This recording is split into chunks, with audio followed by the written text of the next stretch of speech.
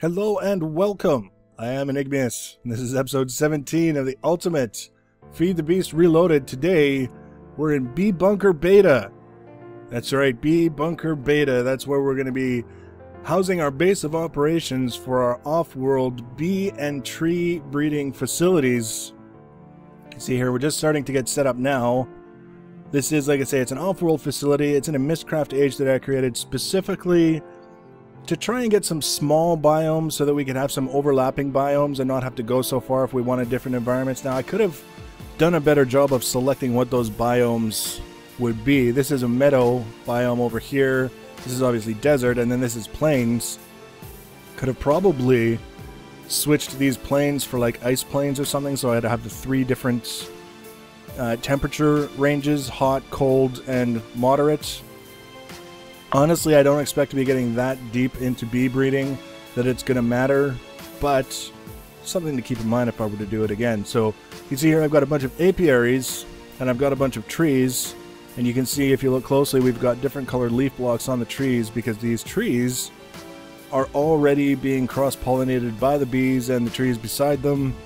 It's going to be great. We're going to have some different saplings we can check out, see what kinds of new trees we can grow. The goal here, actually, above anything else, is trying to get trees that have more apples and more saplings compared to normal oak trees so that my biofuel production becomes more efficient. It's not critical, it's not something I'm going to invest a ton of time in, but it's a nice little break between frame projects, because frame projects can be a little bit fatiguing and hopping from one to the other may be a little bit difficult. So we're going to spend a couple of episodes here talking about what's going on in terms of automation, and then it'll be a nice little spot where I can swing by and just do some low-level stuff whenever I need a break from the technical stuff. So this episode we're going to talk about the automation behind what I've got in place, and then the next episode we'll talk a little bit about what kind of yield we're getting out of these things, what kind of trees we've got, what kind of bees we're getting, all that other crap. So with that in mind, you can see we've got all the apiaries down there. Now I would go down and get a closer look, but you can see it's nighttime, more by the stars and the moon and the monsters than by the color because I'm wearing my night vision helmet. And the last thing I want is a creeper to pay us a visit while we're down there looking. So you can see the apiary, and then beside it, it looks like there's a dark wood block. And that's actually a bunch of covers covering a pneumatic tube connected to the side of the apiary. There's also a pneumatic tube connected to the bottom of the apiary. Now the one connected to the side pulls out the bees and the honeycombs that are produced when a queen dies in the apiary. So when the apiary is done its cycle, it produces the princess and the drones and the honeycomb, and then the tube pulls all that out, and then the one connecting from the bottom will eventually feed a new princess and drone, and if necessary frames, into each apiary to keep them running. So we haven't got the feeding system done yet, but we've got the extraction and processing system pretty much done, and that's what we're going to be looking at today. You can see this is going to be essentially the spot where once everything is done, once all the automation is in place, I just come here and everything that I need to continue working my little genetic experiments will be right here. I won't have to go anywhere else. And the nice thing about it is it's free from monsters.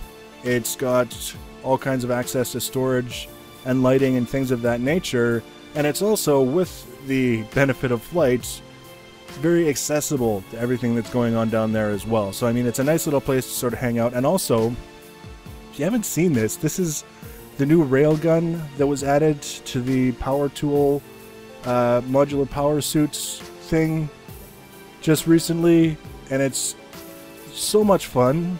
It's got, as you can see, a bit of a kick on it. So when I shoot, it blasts the monster quite a ways, but it also knocks me back quite a ways, and it's actually just really, really fun to use.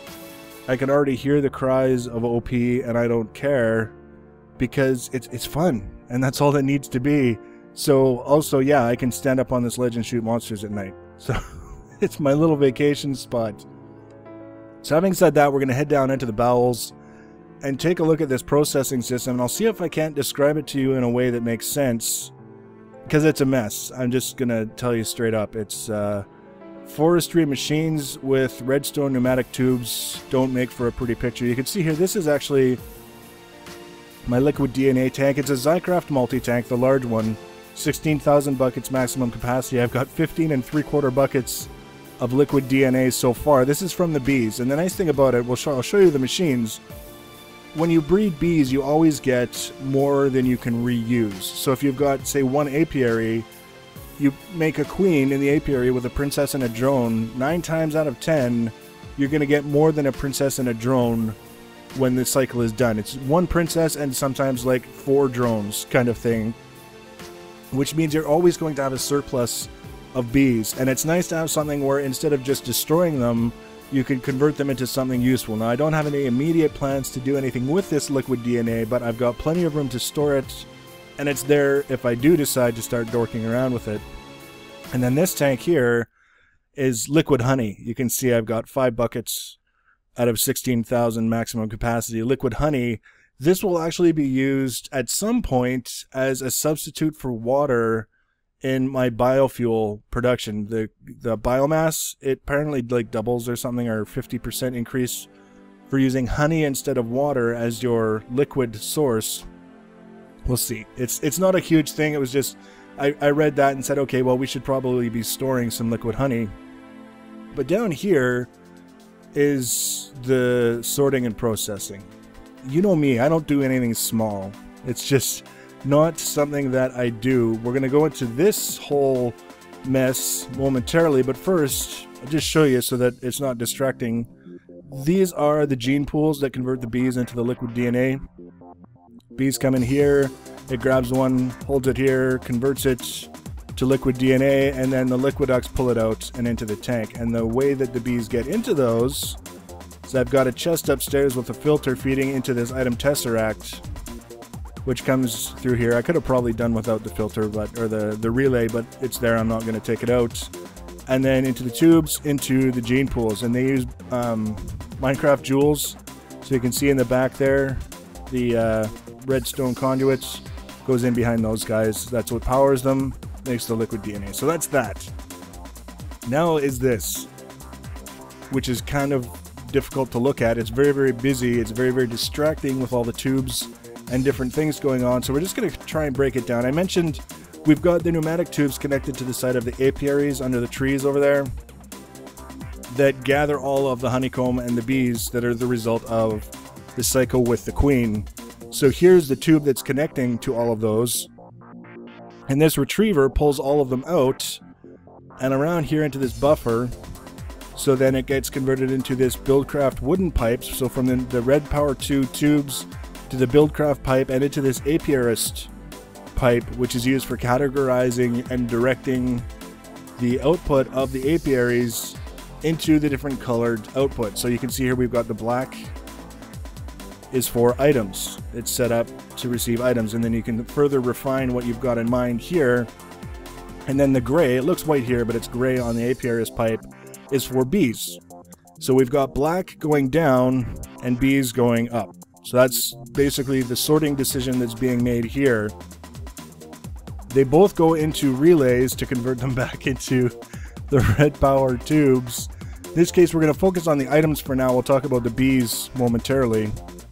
So the items, which right now are honeycombs, come through here into this tube and into these centrifuges where they're converted to whatever items happen to come from that particular kind of honeycomb. In this case, I'm getting mostly just plain honeycombs. So it's beeswax and honey drops is what I'm getting out of these guys right now. This row of pneumatic tubes in front of them is what pulls the processed items out. So those beeswax and the honey drops, and it pulls them around behind here. This is the retriever that pulls them out. And we go down. I told you it's a mess. So here's the retriever. It sends the items out into this pneumatic tube. Here's a filter that says, if you are a honey drop, I will take you and I will send you along this pneumatic tube here. See if I can get there. And you can see I've got it blocked off. This tesseract is blocked off with covers. So it just goes around it, out in the back. And then any other item, beeswax, whatever else came from those honeycombs, gets sent into this item tesseract and upstairs. So that's basically the item processing, is that everything except for honey drops After it's processed in the centrifuges, gets sent upstairs. The honey drops go through that tube back there, which comes out here and around and into the front of these squeezers. So now we've got honey drops in the squeezers. The squeezers squeeze them, convert them to liquid honey. And then I've got liquid ducts on. They have to connect to the sides of the squeezers because I need access to the tops of the squeezers. So the liquid ducts connect to the sides and they extract the liquid honey and they pull it out and they deposit it in these analyzers and also a little bit into this tank. Now I could have set it up differently so that it all goes into these analyzers. I'm not really concerned about super efficient. One of these guys isn't quite full, so there shouldn't be anything in here kind of thing. We got 5 buckets in here. Each of these has enough to operate for a while. And if these guys are operating, it means we got more bees. More bees means we got more honeycomb. More honeycomb means we've got more liquid honey being deposited into the analyzers anyway. And you can see we've got, I think that's a little over a bucket worth in there now. So it's fine. It could be more efficient, but it doesn't always have to be the most efficient in order to be functional. So that's good. The analyzers get their honey. Now, a byproduct of squeezing honey drops is occasionally you get an item called propolis, which was necessary in order to make the apiarist pipes. So these tubes here that connect to the top are what extract that propolis or any other solid byproducts from the squeezers, and they're connected on the same retriever as the centrifuges. So then the propolis will get pulled out and sent upstairs to through the item tesseract, just like the beeswax. So that's all of the item processing is handled. We're getting liquid honey and then everything else goes upstairs. So then we've got these analyzers, and the analyzers, they do 2 things. Well, the analyzers only do one thing, but they provides us with 2 benefits. One, they analyze the bees. So you can see here, Meadows drone says unknown. We'll show you upstairs what an analyzed bee looks like in case you've never seen it.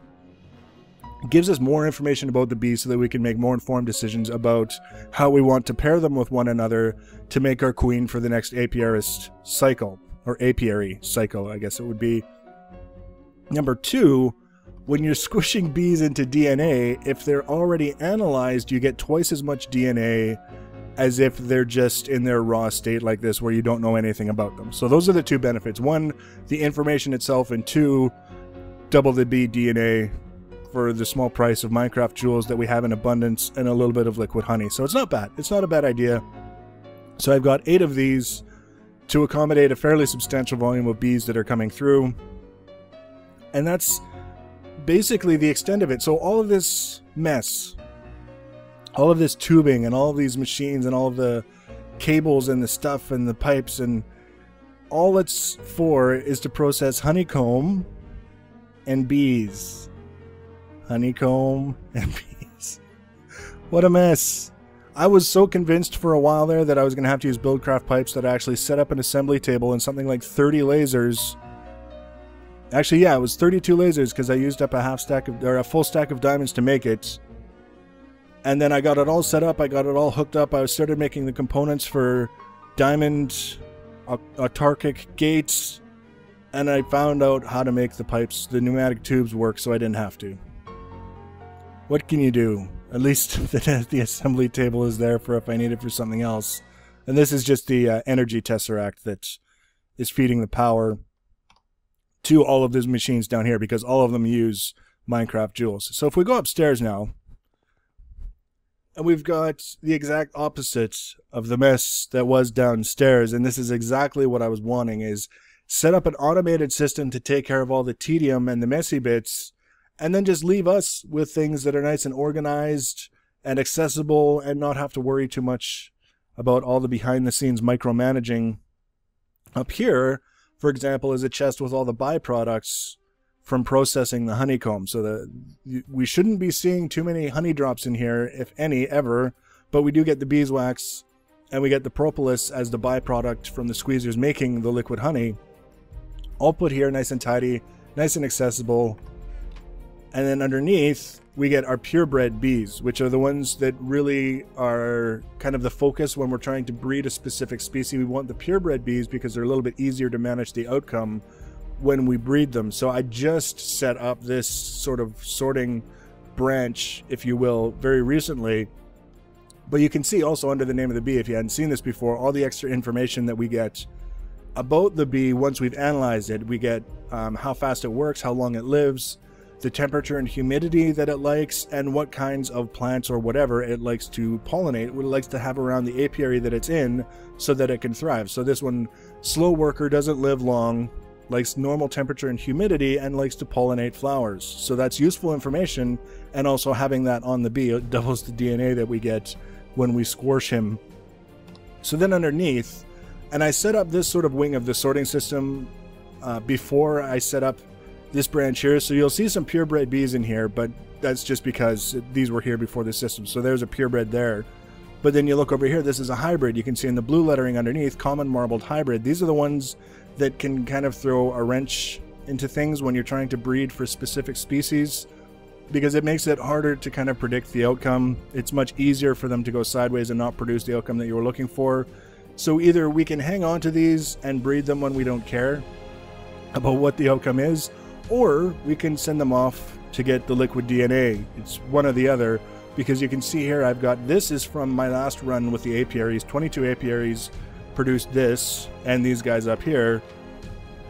And then I've got all of this from previous runs with the apiaries. So you can see we get a pretty substantial surplus without even really trying. Now I don't think, actually I think some of these are from that last run as well, because I sort of set up this part here and the purebred branch in the middle of that run. But you can see not a shortage of bees. We're starting to get some cultivated. There's a purebred cultivated. Well, I think of it, don't mind me. What? Did I just move him to the bottom? Yes. Would help if I put him in my inventory. See, we want that guy because he's a cultivated drone. For a cultivated drone, he's got decent stats, but he's a purebred, so we're going to hang on to him. So that's basically it, is the bees come in here, the purebreds, because we want to give them special attention. They go in here, the rest go in here, and the items go in here. So all I have left to do in terms of the processing is put into place the system that feeds more princesses and drones and frames, if necessary, into the apiaries once a queen has died and left her progeny to be scooped up by the pneumatic tube. So I'm going to be working on that. Hopefully we'll have something to look at with regards to that in the next episode. But mostly we're going to be dorking around with the bees a little bit in the next episode. We're also going to be dorking around with the trees and the tree breeding. We're probably going to set up a little bit of processing. There's tree elizers and things that you can get to analyze what kind of saplings you're getting off the trees. And we're just going to have a chill episode of it before we settle in on the construction of the latest and greatest Mega Turtle. So I hope this was a nice little break from the frame action for you. If it was, or if it wasn't, but you're looking forward to the Mega Turtle, easiest way to be notified when I add a new video is to subscribe to my channel. So feel free to do that if you're so inclined. Thanks for watching, guys, and take care.